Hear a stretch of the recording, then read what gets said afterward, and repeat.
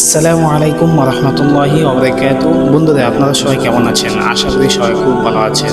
বন্ধুরা, আপনারা কি জানেন যখনই আপনি কোনো গুনাহের কাজ করে ফেলেন তখন সাথে সাথে কি করা উচিত? তো চলুন জেনে আসি।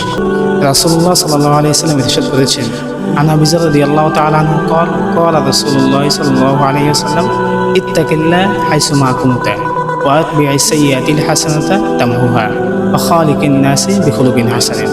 অর্থাৎ আবু যর রাদিয়াল্লাহু তাআলা থেকে বর্ণিত, তিনি বলেন রাসূলুল্লাহ সাল্লাল্লাহু আলাইহি ওয়াসাল্লাম ইরশাদ করেছেন, তোমরা যেখানেই থাকো আল্লাহ তাআলাকে ভয় করো এবং মানুষের সাথে সৎ ব্যবহার করো, এবং যখনই কোনো গুনাহের কাজ করে ফেলো সাথে সাথে কোনো একটি নেক কাজ করে ফেলো, ওই নেক কাজটি তোমার গুনাহকে ধ্বংস করে দিবে। বন্ধুরা, হাদিসের মধ্যে বলেছে যদি কোনো গুনাহ হয়ে যায় সাথে সাথে একটি নেক কাজ করে ফেলার জন্য। হ্যাঁ, আপনি মসজিদের পাশে আছেন, উজু করে 2 রাকাত নফল নামাজ পড়ে ফেলেন, বা আপনার পকেটে 10 টাকা আছে, আপনি সদকা করে দেন, যে কোনো নেক কাজ হতে পারে। কারণ হচ্ছে আপনার এই নেক কাজের বদৌলত আল্লাহ পাক আপনার গুনাহকে মাফ করে দিবে। সুবহানাল্লাহ। তাহলে এই হাদিসের জন্য আমরা আমল করার চেষ্টা করব। বন্ধুরা, আমাকে সাবস্ক্রাইব করে তোমাদের বন্ধু বানিয়ে ফেলো। ইনশাআল্লাহ প্রতিদিন এমনই ইসলামের গুরুত্বপূর্ণ আলোচনা তোমাদেরকে শোনাবো।